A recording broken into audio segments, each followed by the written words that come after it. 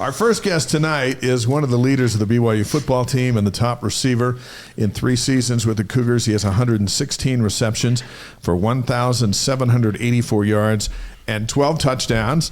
He also has a 100% completion rate, throwing the football 1 for 1 for 22 yards and a touchdown. It's our pleasure to welcome back to the Wise Guys the pride of American Fork High School, Chase Roberts. That's right. Good with this winter beard still hanging on. The off-season beard. Look at this guy. Yeah, like he's gearing up. Fearnick doesn't have. He's not quite like this guy.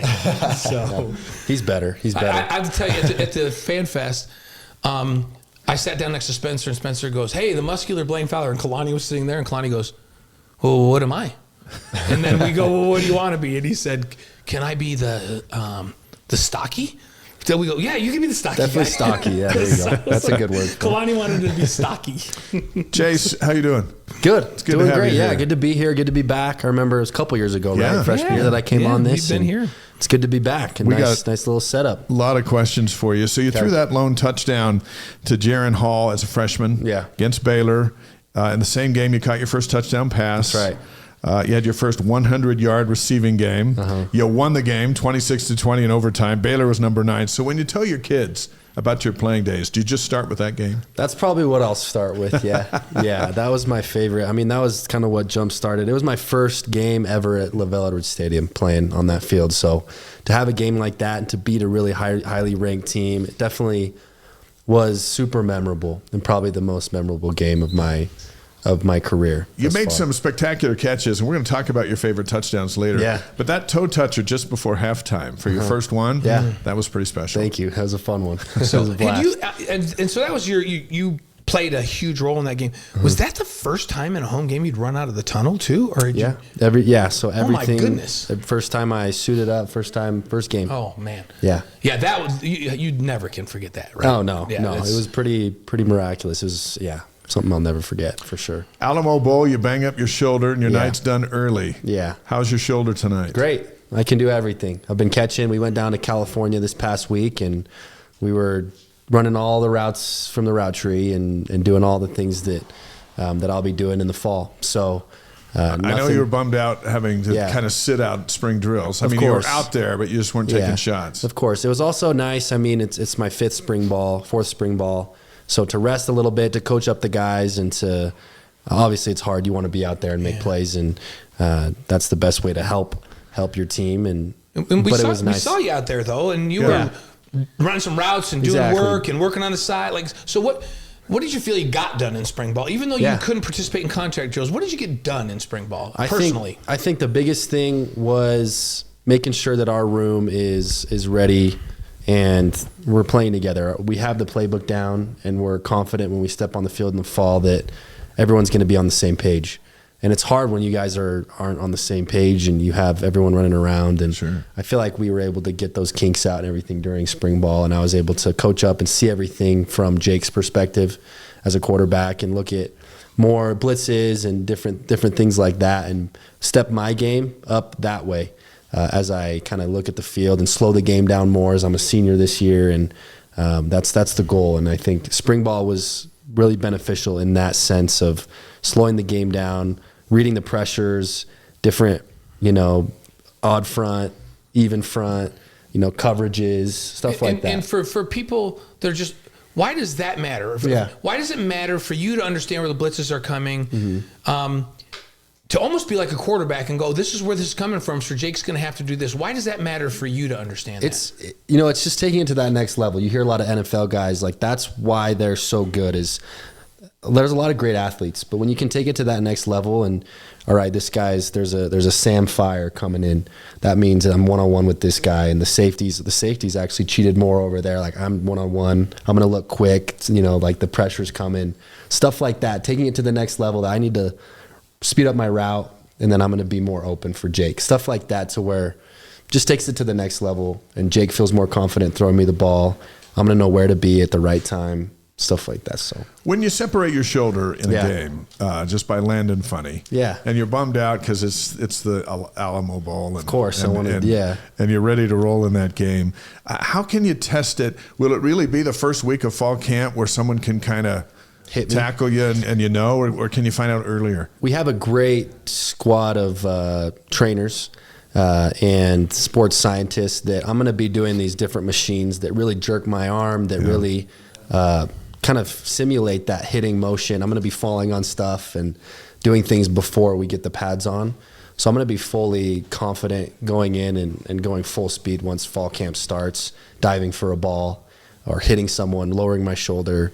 So we'll prep up to that point to where I'll be full go by August. If you don't get hurt in that game and have to rehab through spring, are we sitting here talking to you as a guy that's going to NFL minicamp instead of being back for your senior year? Or were you thinking about coming back in? No, I did make the decision before the bowl game that I was going to come back, and I was pretty confident in that. I mean, if things happened differently and I had 200 yards, if you had 13 receptions, something like yards. that, and everyone okay, you're on the top of the draft board now, you need to enter, then we would have talked a little bit with the coaches and stuff, and I'm sure they would have been supportive of me leaving. But I feel like it's all God's plan, and I've been able to really see a lot of miracles happen since I tore my shoulder, and I'm excited for this next year. You led this team last year with 52 receptions, 854 yards, 4 touchdowns.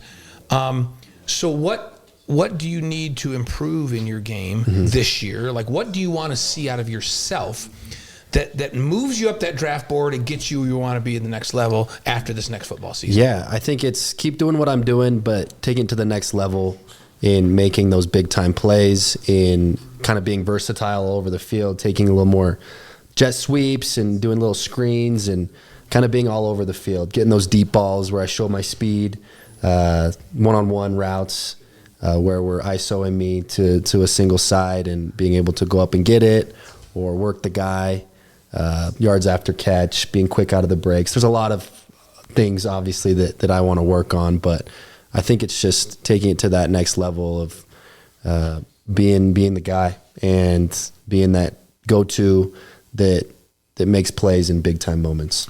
BYU star receiver Chase Roberts is on the Wise Guys, presented by Brady Plus and distributed by the Deseret News. We'll take questions from the stream. Here's one about Darius, and that'll tie into this one here. There's no Darius Lassiter or Keelan Marion. You add Reggie Fearnick and Tiger Bachmeier in the last week. Yeah. How do you feel about the receivers room? I think we're in a great place, and especially with this Tiger kid coming in.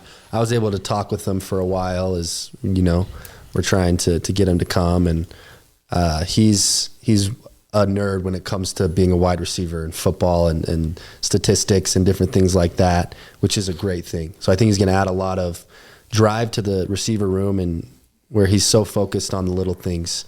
And it's going to be a really beneficial part of our receiver room. And I think he's going to make some plays on the field. We got Parker Kingston. Yeah. We got JoJo. We got guys that are fast, that know the route tree, know the playbook, and can go up and get the ball, can work the slot, the outside. I think we've got a full, complete receiver room now. That's good because everyone's going to focus on you. And so you need some of these slashers to make plays, to step get up, defenses to go, hey, wait a sec. We have to play these guys straight up. We can't just double chase. Yeah. Right? Exactly. That's what you want, right? Exactly. You mentioned he comes in. He actually has 2 years of eligibility left. I didn't realize that. He graduated. And you mentioned he's smart. Yeah. And then I read that he has he graduated with a computer science degree from Stanford. No, he's really smart. Yeah. Yeah, that's crazy. It's a lot like us. It's like the three of us. I'm thinking the guy should be able to learn what we're trying to teach him, right? Yeah. So it's pretty fun. How do you expect, you talked about you getting better and understanding the pressures and all of that so that you can help Jake be better. Yeah. Where do you expect Jake to make strides this fall from where he was last fall? I think he's being a quarterback, having a full year under your belt, plus those extra games that he got that year before, your confidence just grows so much. You start to slow things down. There were games, obviously, when you're playing in big-time games, Utah game, loud stadiums, that you feel a little rushed. And I think Jake this year is so confident and I'm just going to calm down. And, I'm just going to play my game and do my thing. And I think that's the result, or what you're going to see this year from Jake is his control over the team, making everyone feel comfortable and calm. And I think Jaron was really good at that. And I think he's starting to develop more of what Jaron had, but also with that fire that we all love from Jake, right? So it's that balance that he's able to find, and he's getting it. He has it. And there were flashes last year of that.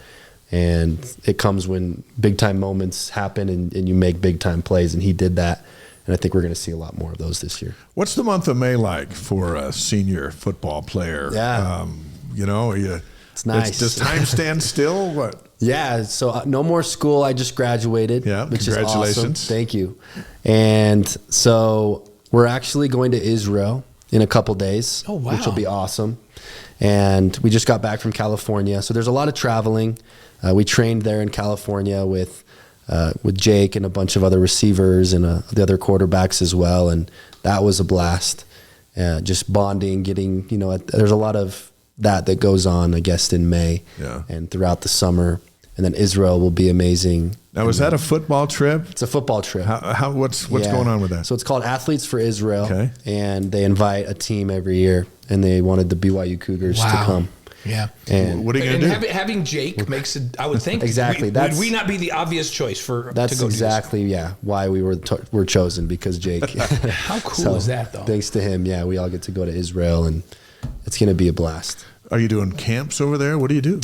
Yeah, we'll work out with the Israeli football team. Nice. And we'll work out every morning. They have a facility for us. We'll visit all the Christian holy sites, and then Tel Aviv, do kind of a bunch of different stuff throughout Israel and just enjoy our time. And who's all going? You, Jake? Me, Jake, Tanner Wall, Will Farron, Waylon, Logan, and I say Talon, Alfrey. Yeah. So those 7. All the smart guys are going. All the smart guys are going. There you go. Have fair. Well, you got to, if you're going, traveling to Israel, they're not going to want to send troublemakers out there. So you have 2 football camps, right? Yes. Build Power football camps. They're coming up May 23rd through 25th, the first one, and then May 30th through June 1st. Yep. That's at Utah Prep in St. George. Who's involved in that, and where can people go to get information about that? Yeah. So this is going to be an amazing camp, and I hope that you can get your kids signed up, because it's not just football, but it's incorporating the gospel in it and a lot of faith aspects, and preparing, your son to prepare for a mission, I guess, and to prepare for life and to establish a foundation on Christ, and also a lot of football, which is going to be amazing. So it's at Utah Prep Academy in Hurricane, St. George, and you can go on utahprep.com/camps. And it'll show up there, football. Sign up. And you can sign up. There's some deals going on too with, if you have 2 siblings, it'll be a lot cheaper, or 2 relatives. And we need a couple more guys. We need some guys to sign up. They're starting to fill up pretty fast, which is awesome and exciting. And so, that's pretty much it. So part of that camp, a young receiver can go and you can show them how to play. Exactly. Yeah. That's awesome. Yeah. And somebody just said, "Hey, Chase, thank you for the podcast that you and Connor do. Love to listen and grateful for your examples." Talk to us about that. You and Connor have done this podcast. It's called 2-Point Conversion. The name of it's pretty important, right? That's we like our name, Wise Guys, because people think that you gotta have something catchy. Yeah, I like it. Right? No, that's great. But how'd you come up with 2-Point Conversion? Yeah, there was a lot of options to choose from, and we have a lot of help, which is awesome, from BYU Radio. So they were coming up with a lot of different names and kind of showing us a list. And right as we saw 2-Point Conversion, me and Connor looked at each other and were like, "That's perfect. That is it. That is perfect." Yeah, we love it. So we went with that and ran with it. They made a little logo, and it's been awesome. It's been such a fun time with Connor, and to see, the feedback and stuff, it's been pretty special. And like the camps you're doing, you combine faith and football in the podcast, which is really cool. Exactly. Yeah, that's what it's all about. What's your hope for that? Because you don't find athletes spending more time on faith than football in a podcast, but that seems to be your focus. Where do you want to go? With the podcast, you're saying? Yeah. I think me and Connor have talked about it a lot, and we want to just keep writing it out as long as we can. And that's just showing people, like, whatever happens in the NFL, in life, whatever, like, that we put Christ first in our life. And that's what's been, the focal point, and why we feel we are successful is because of who we glorify and who we worship. And it's, just trusting him in everything, I think is the focus. And so we're going to ride it out as long as we can. whether it's remote, whether we're in the NFL, whatever comes. So. That's the cool thing about a podcast. You can be in different cities, and make it look like you're sitting right next to each other. Exactly. We've done this one from other places. Like where one of us is here and the other. Yeah, it's not bad. I think I even did it from New Jersey one time. Yeah. In the Newark airport. All over well, the I was in a place. hotel at the Newark airport. I love it. Yeah. So the last time you were here, you beat 9th-ranked Baylor, and now we sit at the start of your senior year, and the ESPN out today ranks you number 9. I mean, what about this journey? You've gone from there all the way to here with 12, 13 more games to play, maybe more. Yeah. No, there's been some ups and downs, obviously. The season before this past season was difficult, and we learned a lot. We had to figure things out. But this past season, I think we saw what it takes to be a good team. And it comes from a good off season, bonding, coming together, trusting each other, loving each other. And that's what we're running with again. And we're just doubling down on everything that we did last year, and being able to come, from that game to now, it's been such a fun journey, and we've learned so much as a team. I've learned so much as an individual, and I just can't wait for 13, 14 more games, 15 more games with my brothers this next year, and we're super excited just to be on the field together. Have you ever seen a BYU team bigger than this one? I mean, as the team's gotten better, Blaine was talking about beating the linemen. Everyone's huge. One walked by me today. The other day, I was like, "Holy cow!" I know. They're huge. They're massive. Everybody's big. Yeah. No, it's definitely becoming a team that everyone knows BYU now. It's like we're in the the pool of like the best teams in the nation, and you got to back that up with stud athletes as well as a culture that is one of the best. So I wanted to ask you about that. You mentioned 2 words in your description a minute ago. You said learn, that the team learned a lot, you learned a lot, and then you talked about, you used the word love, which people don't associate love with football very often, but Kalani's had this thing, love and learn, and he says it. Some people misinterpret what that means. They're just like, well, how can it be soft and be great in football? But it's nothing about being soft, right? No. What does he mean by love and learn, and how does that help this team create a culture of winning? He always talks about the toughest person that ever walked the face of the earth. He talks about Christ being that guy, and he was he was so tough, yet he was so loving. And when we step on the field and we focus on love, that's toughness. Those are the guys that are going to kick your butt.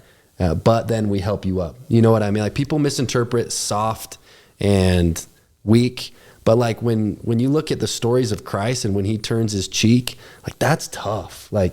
He doesn't go back and spit at them, and that's weak. That's weak sauce, and that's what Kalani always preaches. So when we turn our cheek and when we act in that way, and we're the lovers and not the fighters, it shows on the field that we're actually the tough guys. And we're coming out to smack you in the face, which is, I just said we don't fight, but if you can understand in that way of within the lines legally, you're going to beat the crap out of them, exactly, and then you're going to love them up in between plays, and you're going to respect your opponent, and you're going to respect one another, and you're going to love one another, right? Exactly. It comes from I love this game. I love my brothers. I love I respect you guys, but when we're on the field, because I respect the game so much, because I love my brothers, I'm gonna play my hardest. I'm gonna go out and smack you, and then I'm gonna help you up, and then we're gonna go at it again and again until the game's over and we've it's resulted in a victory. So nice. BYU senior receiver Chase Roberts, graduated receiver Chase Roberts on the Wise Guys, live on YouTube, Facebook, Twitch, and wiseguys.com. Huntsville, Alabama on the stream. Vernal, Utah. Nephi, Utah, checking in. Taylor has a question for you, Chase.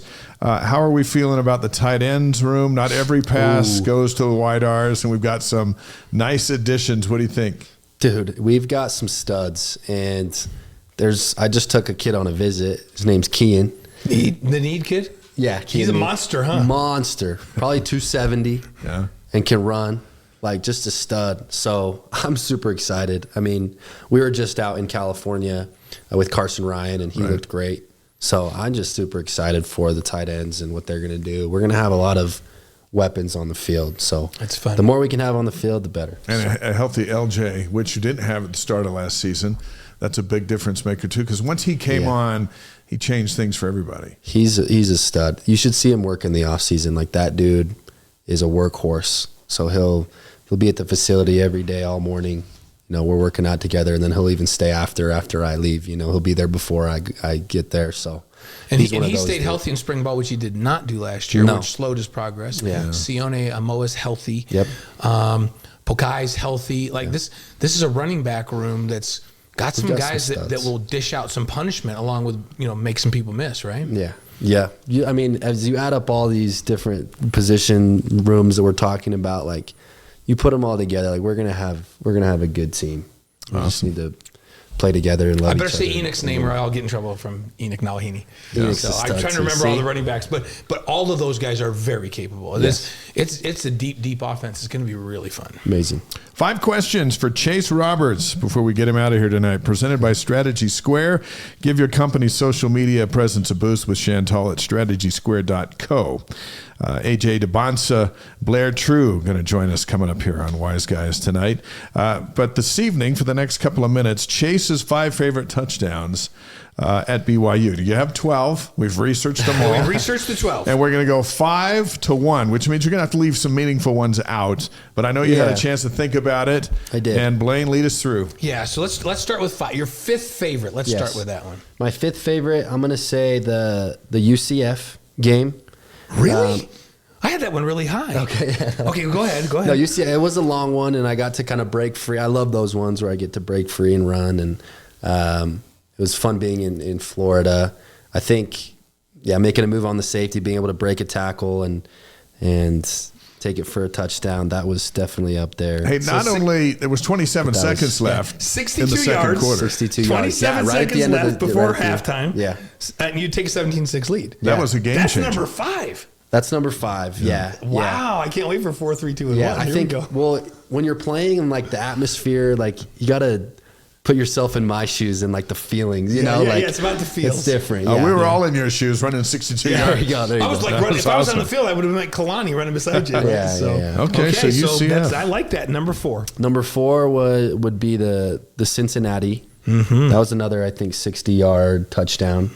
I think being able to break free from, like, 2 guys pursuing me, that was my first kind of showing my speed. Just run away from them. Run away, and that one felt really, really good. That and being was- at LaVell, it's, Yeah. Third quarter, 59 yards. Yes. Yeah. And that was the play where we wondered if Keaton was throwing to you That's right. who else was in the area? I think Keanu. Keanu. was coming But you said across. all along it was to you. Yeah. Well, and he also practiced that.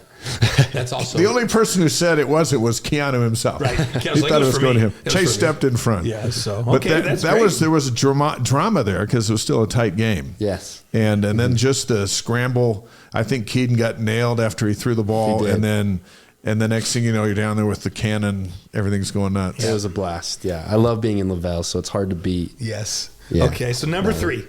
Number 3, I would say, is the Kansas State one. Just the energy that we had, and I think that one was right before half too. Yeah, that was second quarter as well. Second quarter. Yeah. That one was 3.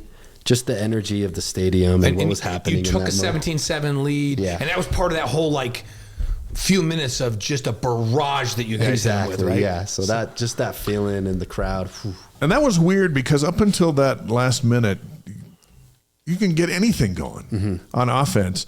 And then there was the Prassis return, and then the pick, and then the very next play, you're there, you grab with 2 hands over your head, and the place goes bananas. Yeah, it was amazing. And I think in that span, I think it was like 2 or 3 minutes, like the end of the half and the beginning of the second half, we scored like 4 touchdowns or something like that, interceptions, fumble recovery. Like, it was just It the was most it fun was a I've had. game, and 4 minutes later, it wasn't. It wasn't at all. That's fun. Yeah. So Kansas State's baseball team was in town this last weekend, and I was calling the games, and I was talking to some other guys. Yeah. They haven't gotten over that. No, it was for right sure. across the street, and they're just like, We that was a smacked rotten night. Okay, number 2. Okay. Number 2 is the Arkansas Arkansas one-handed catch. That's number 2? That's number 2. Oh, man. Yeah, I have to keep And that was to take the lead in that game. That was at the end of the game. 31-38. You took the lead. Yep, took the lead. And it ended up being the game-winning touchdown, and we were able to hold them. And So we've talked to you about that catch before, but now that you've seen it probably 100 times, maybe 200, can you believe you caught it? I mean, that thing was nowhere fully near stretched. you. Yeah, no, it was a lot of intervention, divine intervention, I think. He's not going to make an Austin Collie statement when good things on off the So field listen, are that one, happening. that one wins the game. You had 8 minutes. Your defense was playing great that night, and you hold on, you win it on the road in SEC country, and that's number 2. That's number 2. Yeah. Okay, well, that just leads us up. Number 1. Leads us. Well, here's why: is freshman year. Yeah, we talked about it. Yep. And my first ever game at LaVell Edwards Stadium, I was driving over. I remember Coach coming up to me. This is in front of the whole team, and Coach A-Rod points at me and says, "I expect some guys to step up this game." And then he points right at me, like in front of the whole team. And I was like, "Oh crap!" Like I'm already nervous, Coach. You don't have to do that in front of the whole team. And on the drive over, just praying, just like, "Hey, whatever happens, I'm gonna glorify you, God." And ended up having 9 catches, and then that touchdown before halftime to give us that momentum going into the second half. It was surreal, and the crowd going wild. Whew. Isn't it great how sports creates those moments where it I'll literally never forget. changes the trajectory of what you're going to be as a football player? Exactly. Yeah, it was kind of the foundation of I can play. I didn't even know if I could play at the college level. This was my first game in LaVell Edwards Stadium, and against a really, really good team with really good players, and that was my confidence booster that I needed to continue my career here and to perform. And isn't it interesting? Because we could have mentioned any one of these touchdowns, the 12 that we talked about, and you would remember every one of them. Yeah. And isn't it funny how you can just remember those plays that have meaning, and some we didn't do things well, and somebody says, "Do you remember this?" And you go, "Oh yeah." It's crazy that you can remember that, but these are big moments in your life. They're just on your mind forever, right? Yeah. How about that? Here's some that didn't make your list. Yeah. Okay. And if your mom's listening, she'll go, "Yeah, that should have been on that list." The 59-yarder against Utah Tech. Not Utah Tech, but that might have been the most perfectly executed That bomb was an awesome throw. that we've seen. I debated to put that one in. You're at full speed. But that was more about the Jaron's throw, chucking right? it, and That was the everything throw. was spot on. Landed right in, the breadbasket. So Yeah, that was a good one. Jaron touchdown right there. You had another 39-yarder against Southern Utah from Slovis. Yes. Which was a Post pretty good corner. one. Yep. Yeah. How about the Oklahoma one? Yeah, 23-yarder against Oklahoma from Jake. Yeah, right. little corner route. Yeah. Yeah, first quarter that tied the game at 7-7. Game that we should have won that year. Yeah. And got that one against, got a short one against Baylor. I think that was your only catch of the game. 2-yarder into the end I zone. had a couple slants, I think. And then it was a that game. blowout real fast. You had that 9-yarder against Arizona. Yes, To kind of give us a commanding lead at 20-7, right? That out and up, right? Yep. So, So that's the 12. And how many are you going to add this season? Hopefully double What's that. the- what's the goal? hopefully So double go that. for 12 this year. If you get 12, that'd be Yep, we're awesome. gonna go double digits, and that's the goal. I mean, you just take it one. Do you game at a realize time. if you get 12, we're going to have to hear from Austin Collie so much more than we already hear from Austin Collie about his favorite receiver of all time. I love it. Yeah, Hey, I wanna make him loves proud. it. Was Austin down there with you guys in SoCal? He wasn't able to make it. He had some things to get to. Was with Dennis there? Dennis Pitta with you guys at all? He was busy as well, Oh, but he okay. wanted to come down. They both wanted to make it. but Yeah, weren't I know able they to. like when you guys are down there. They like sure. to get together with you, and they're They've good been buddies of there ours, the of past course. 2 years. Yeah. So Yeah. All right, let's finish with this one. We'll get you out of here on the stream. Does the football team get excited about the basketball hype, or does it feel a little extra pressure since football has always been the spotlight at BYU? No, we love it. We want basketball to get as much love and praise as they can, and I think it only helps us as a football team and helps BYU. The thing is, we wear the Y on our chest to promote the BYU and to promote the faith and to promote what we do here.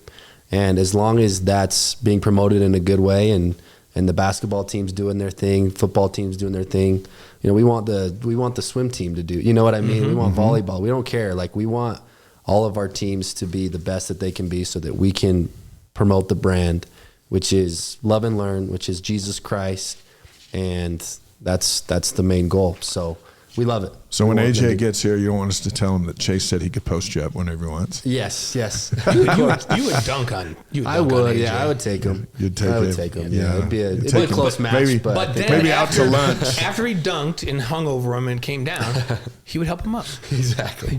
Hey. No, he would smoke me in basketball, but I could probably route him up. Oh yeah. If you put AJ out there to cover you on a route, no chance. no. He would have no chance. No chance. And that's true.